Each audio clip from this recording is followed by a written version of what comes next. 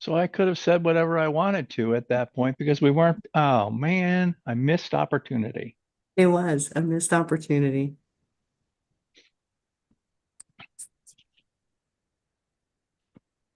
Now I see YouTube up there.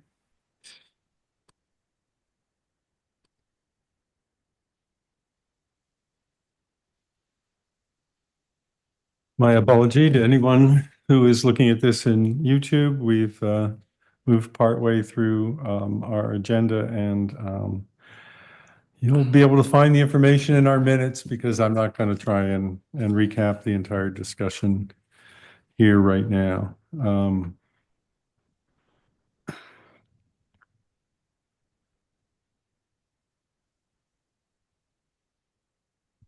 So I don't know that there's anything to discuss at the moment on 896 roadwork in a walkable Campbellsville. I know there was a public meeting about aspects of the plan, and I believe there's going to be another one coming up. It sounds like the work will begin probably in the spring of 2026, but they will start most likely with some staging in the fall. And should the contractor want to get started at the same time, they will have the ability to do so. But at this point, it's looking very much like spring of 2026.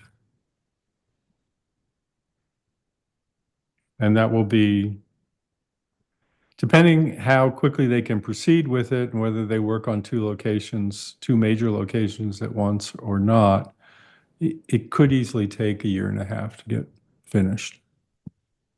The last time I saw projections, let's put it that way. But PennDOT won't really know because ultimately they're going to allow the contractor to drive when they want to work on various sections and how quickly they want to move through some of it. So they'll let them speed it up if the contractor thinks that they can. I think that's it. Sarah Beth, you were in the room for that meeting, I think. I was zoomed in. Do you have anything you want to add to that? No, I think that's about sums it up that they're going to let the bid out probably towards the end of this year with construction to start in spring, if ever. Yeah. The only other thing is the township did request a meeting with the contractor once the contractor's been chosen, a public meeting, so that they can just talk about issues and get some sense of how the contractor intends to proceed. I think that that was the point of that meeting.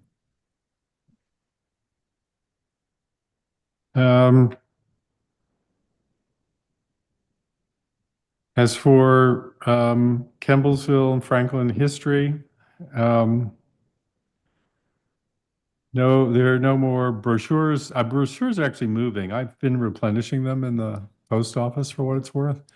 Kathy, do you have any more thoughts about your plans for America 250? Admittedly, no, I just haven't had the time. There is still, the desire is still there. Right. The one thing that I'm pretty committed to is a time capsule that we are happy to plant, put in our yard or in right at the corner of Good Hope Road and 896 at the corner there. Okay. We're still very committed to doing that with an open invitation to the township to put things into it. So that is that we're gonna do. Even if we just do it for ourselves, we're gonna do that. And then I was speaking with Dawn Dowling about this now it's a couple months ago, but my real idea is to partner up older people with children in the township and do 2 or 3 sessions throughout the year where they in an oral history tradition just talk about the experience of being an American in 2025 or 2026 and capture that in some way. So, and that would be, very Franklin Township centric. Buddy up, a buddy program, grab a person of a certain age with a child of a certain age, and together talk about what it's like to be an American in 2026 and capture that in some way. Okay.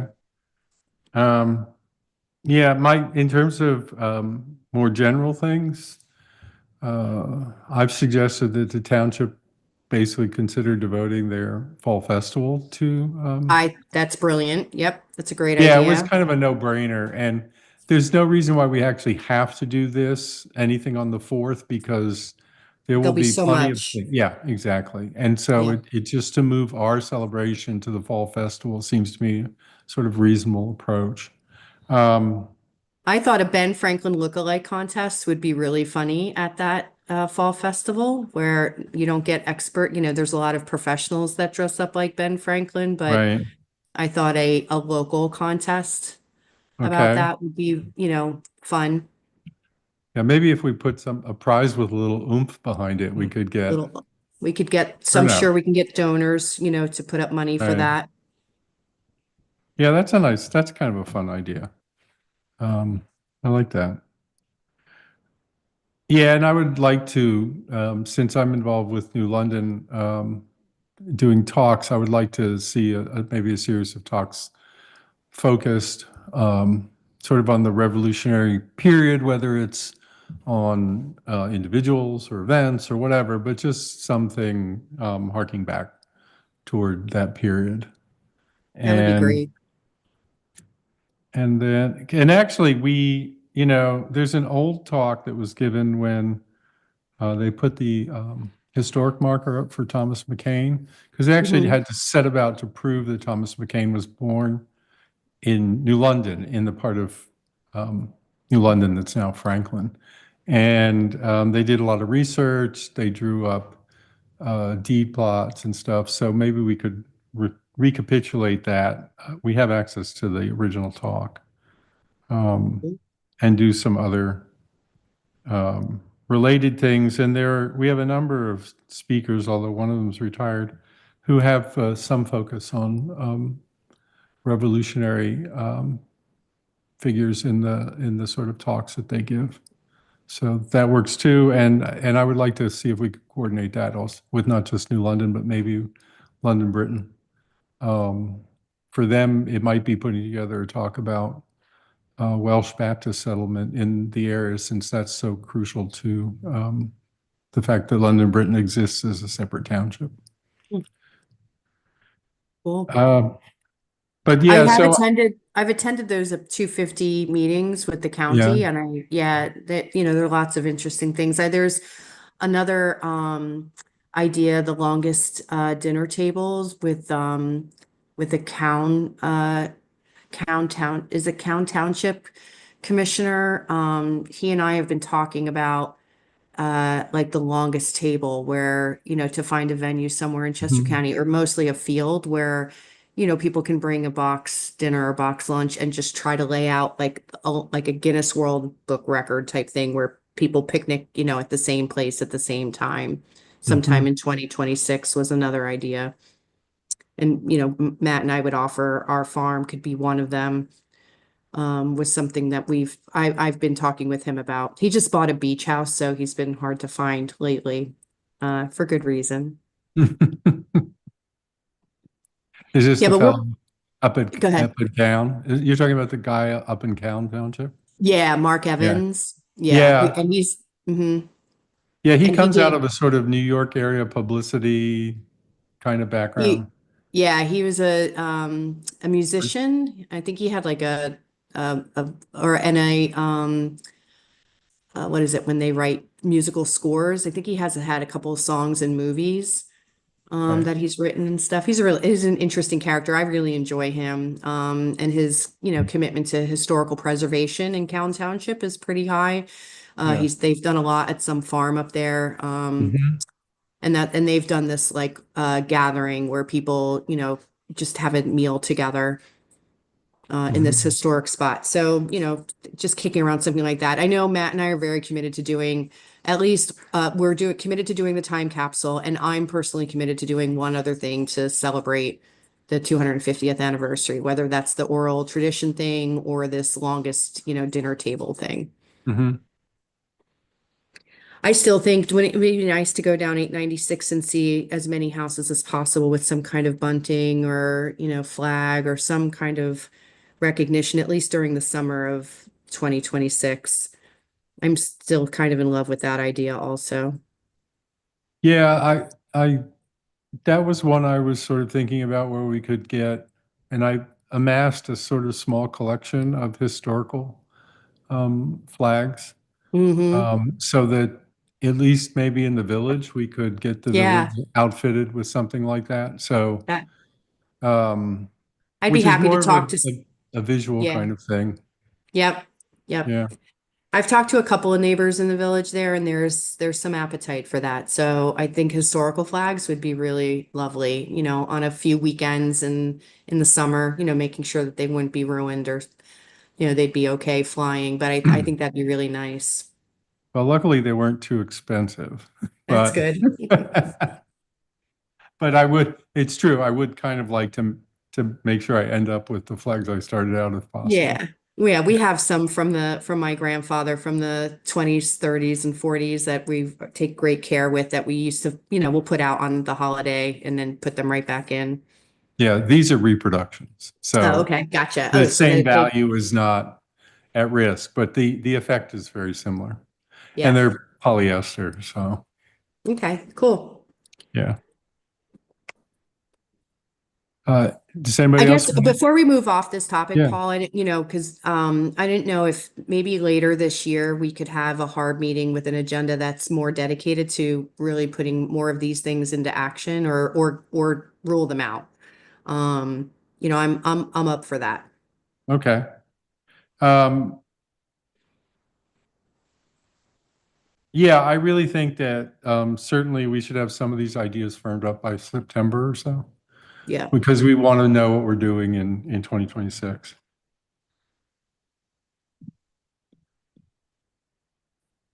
As a little sidelight to this,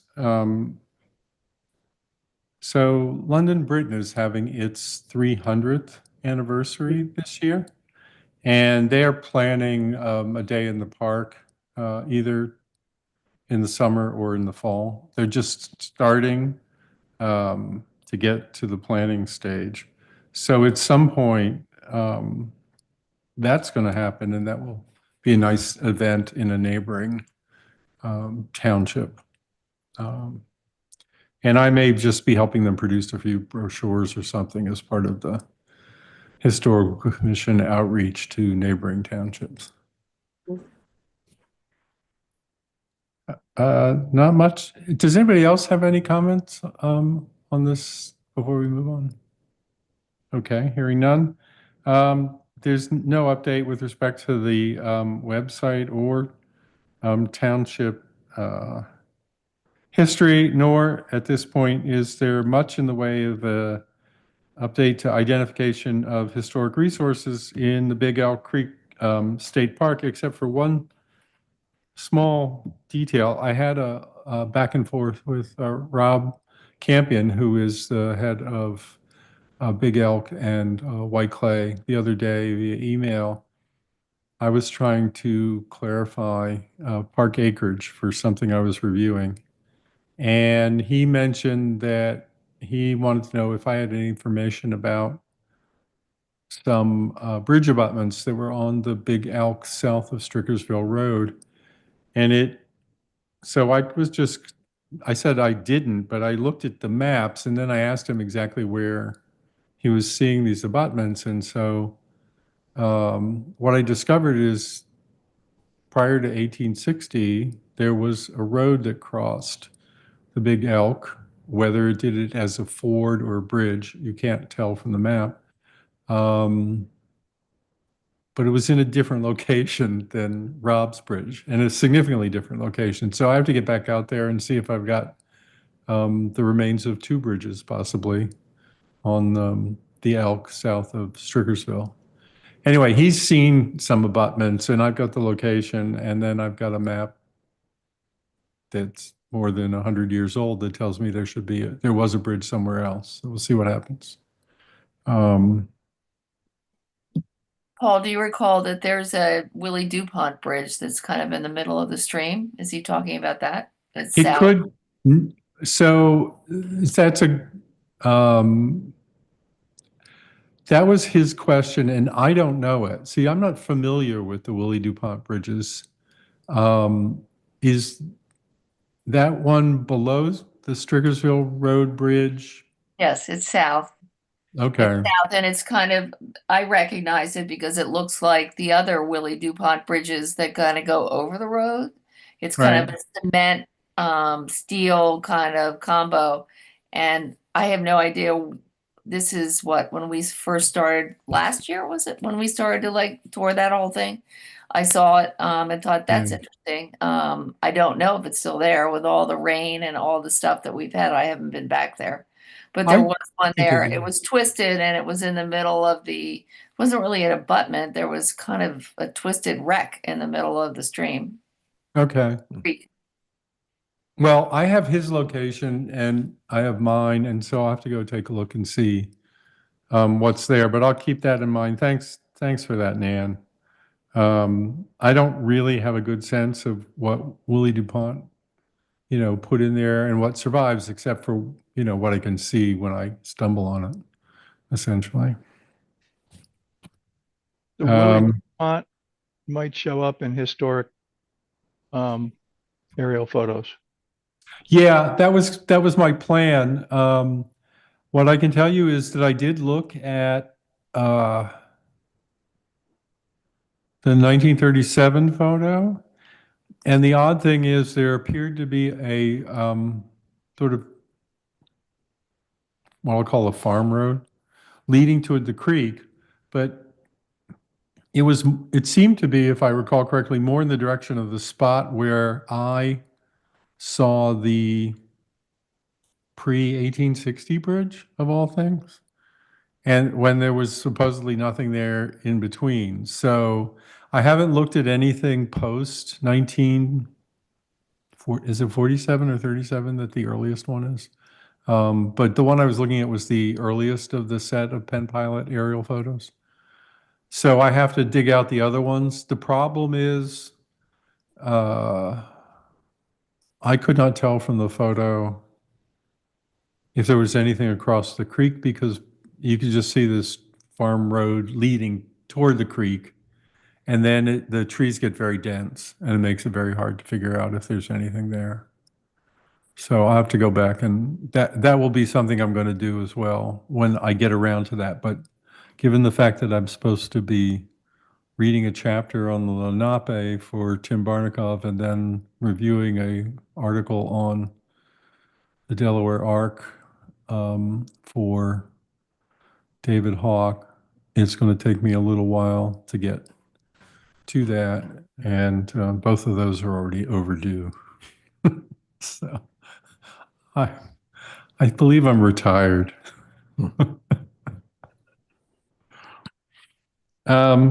Which also is not making it easy for me to get out and look at things, although the weather hasn't helped.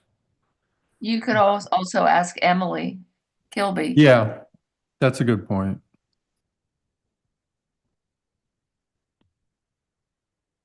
What would you look up to see the Pen pilot photos? aerial maps that you're talking about? What's the So I can't tell you off the top of my head, but if you go to the Franklin Township Historical Commission website okay? and you go to maps, I think if you look under sources for maps, Okay. it will tell you, because I've put information online.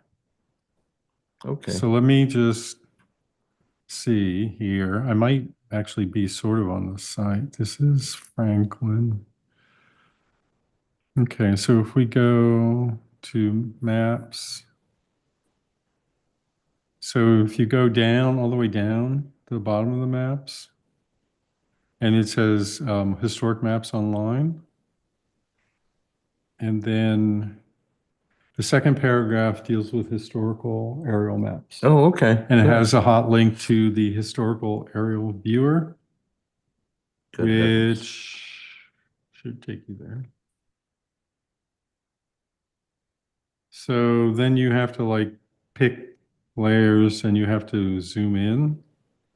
Oh my gosh. Okay. Okay. And then all these little numbers start popping up. And so if you reduce it down to you only looking at like 1937, like if you uncheck all these boxes, Mhm. then you'll be able to find the 1937 ones. And then if you go back and you uncheck that and check the 1950s, you can find those. Okay. So that's a way to work through it. If you leave all these boxes checked, you can see it's not very clear Okay. what you want to look on. But each one of these represents an aerial map taken roughly from that location. Oh my gosh. So in some cases, you will get 4 aerial maps that will cover one location from various angles. Hmm. Because there were east of us, there were west of us, there were north of us, there were south of us, kind of thing. Okay? Okay. Yeah. Thank you. You're welcome.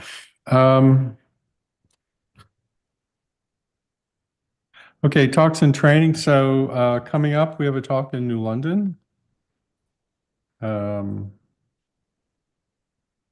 that the one March 18th with Karen Marshall? Or- Yes, that is the one on March 18th in Karen Marshall. I'm just calling up the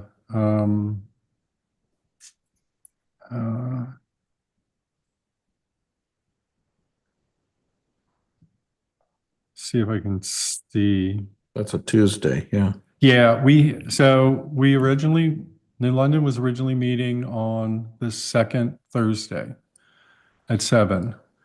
And about a year ago, or give or take, Oxford moved over to the Ware community and into their auditorium, and they moved their date to the same date, the That's second right.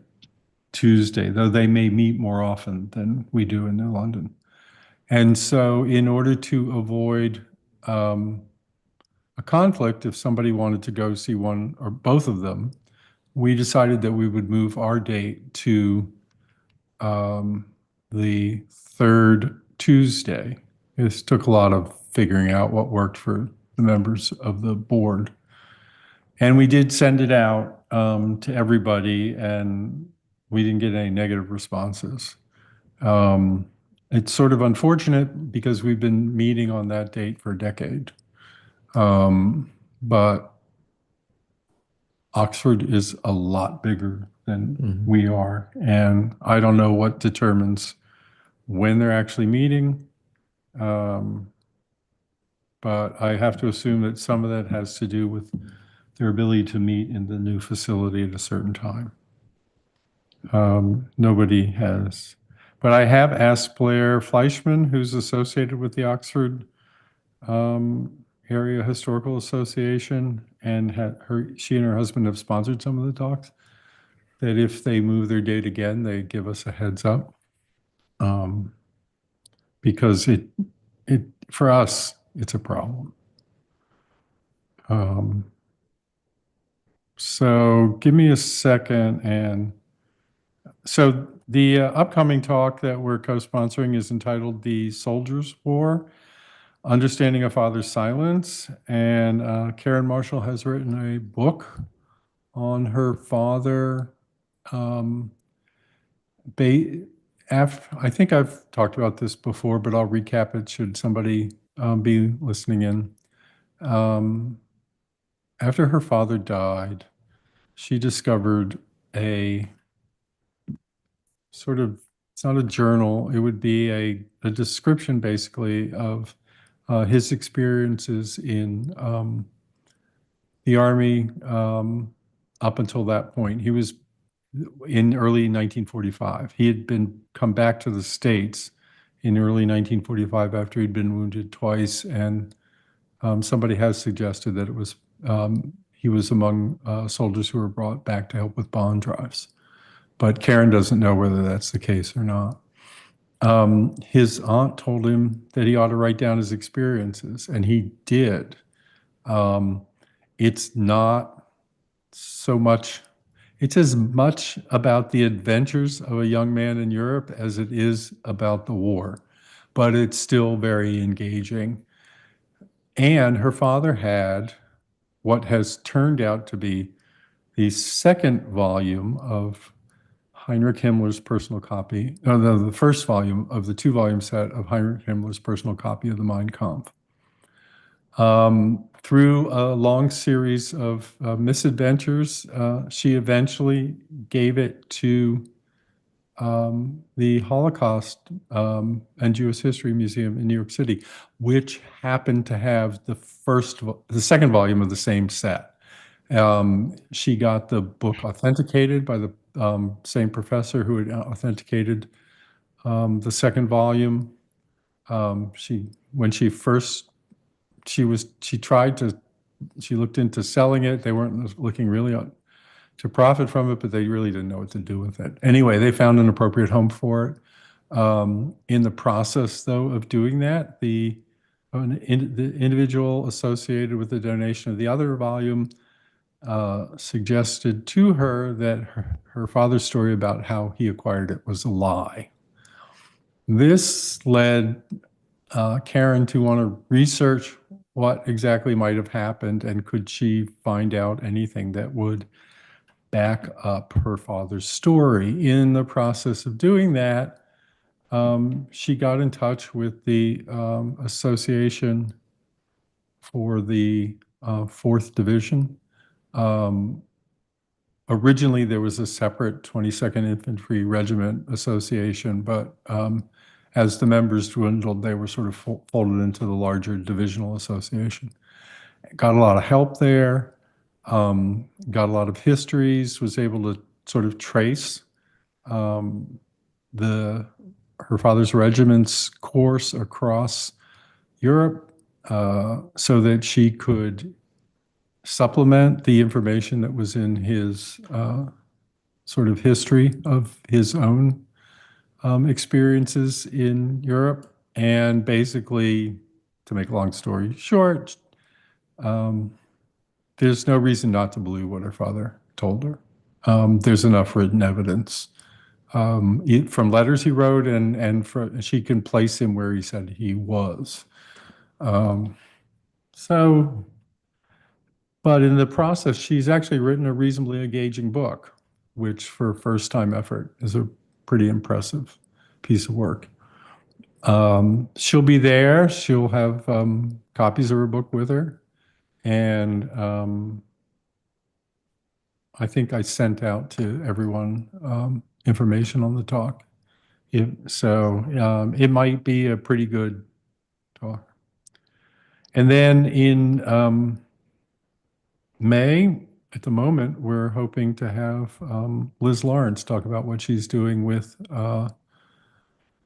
the Avondale train station. She's sort of restored the lower portion, and she's adding a second story. I gather there was a second story, but there wasn't really a functioning second story by the time she purchased it. So she'll be talking on the history of the Avondale train station and what she's doing with it to put it to use now. And that will be this, I cannot tell you, all I can tell you is it will be the third Tuesday in May, the 20th, actually, I think, which does happen to be primary election day, but we meet in the evening at 7.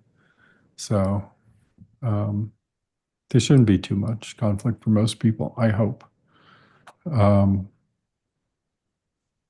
Does anybody else know of any other talks around? I do know that there's some talk of starting to hold open houses in the meeting house down in London, Britain, in the park, the Welsh Baptist, the London Track Meeting House, which is really a Welsh Baptist meeting house originally. So it's always worth checking out events at the park to see if they're doing something down there. If you've never been in it, it's sort of an interesting building. It's very simple. It's been modified a little since it was originally built. You're talking about the London Britain Friends meeting? No, I'm Oh, talking the- about the other one. the Baptist okay. meeting house in the park down on of Indian Town Road. Okay. Whether there was ever really an Indian town there is an open question, despite the nice marker that was put up in the early 20th century. But that's another. Yeah, but there's a ticking tomb. It's got to be there. The Ticking Tomb. You know, the Ticking Tomb is based on a short story that was written by Nathaniel and- Hawthorne? somebody who from Maryland who also wrote about Patty Cannon. I don't know if you know who Patty Cannon is, but I grew up in Lower Delaware for a few years, and she was extremely nasty slave catcher and kidnapper of free blacks Oh, geez. who had a house and a tavern sort of straddling the border between the two states, and was wanted by both Maryland and Delaware for various offenses.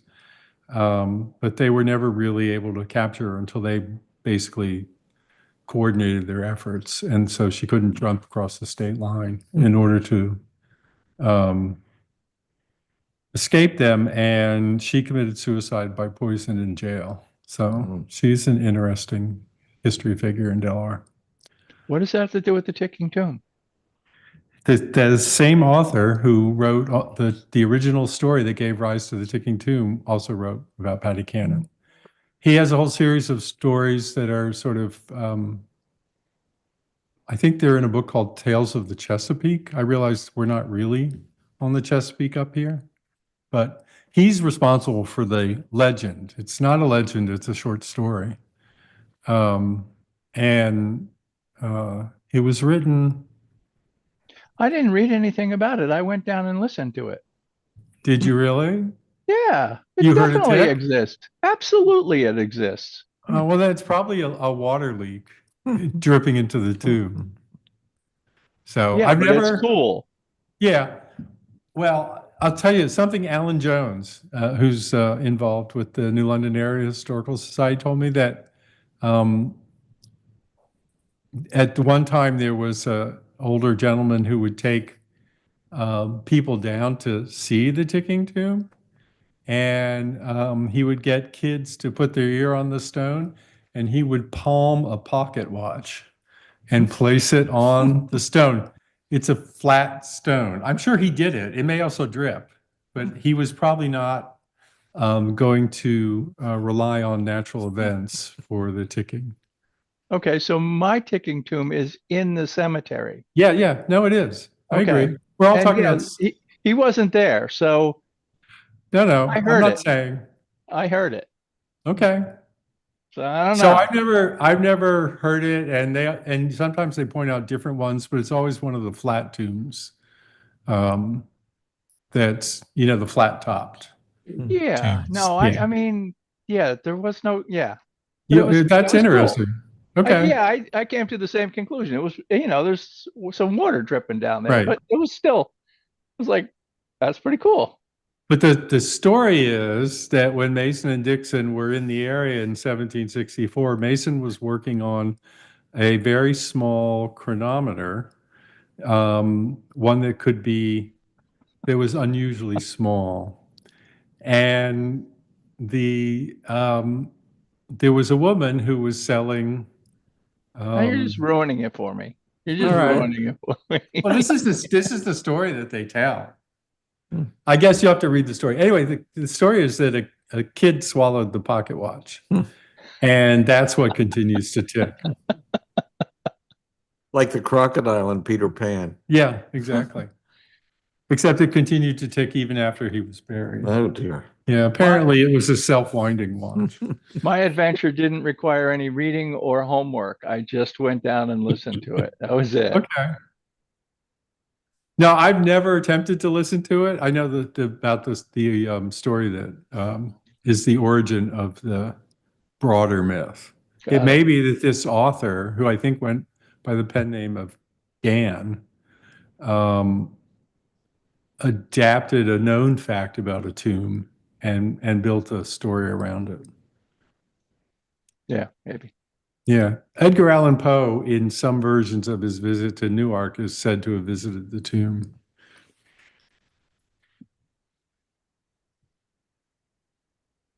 All right, nothing about revisions to the historic district ordinance. Does anybody have any new business that they want to bring up?